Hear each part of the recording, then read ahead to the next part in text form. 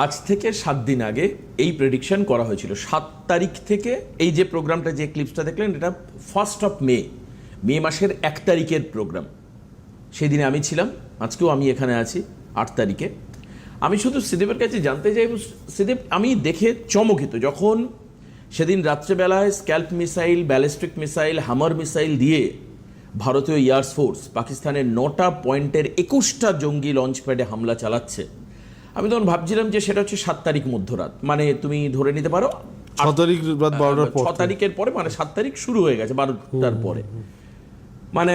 মানে ভারতীয় সেনা যে ব্রিফ দিচ্ছে, মানে কালকে যেটা দিল 10টার সময়, তোমার প্রোগ্রামে জাস্ট হয়তো কিছুক্ষণ আগে, 10টায় কথা থাকলেও 10:16 শুরু হয়েছে, সেখানে বলছে 1:05 থেকে, অর্থাৎ 7 তারিখ। এই অনুষ্ঠানে শ্রীদেব বলল 7 তারিখ থেকে 21 তারিখ পর্যন্ত বা 22 তারিখ পর্যন্ত একটা ভয়াবহ পরিস্থিতি তৈরি হতে পারে। প্রেডিকশনটা যে নিখুঁত ছিল, নিখুঁততম ছিল 7 তারিখ থেকে 21 তারিখ। ঠিক 7 তারিখ শুরু হতে না হতেই ভারতীয় বিমান বাহিনী পিওকে, পিওজেকে এবং পাকিস্তানের মধ্যে বেশ কিছু জায়গায় এয়ার স্ট্রাইক করে, এবং তার খবর আপনারা সবাই জানেন। That was called operation Sindoor, that was the value of Sindoor.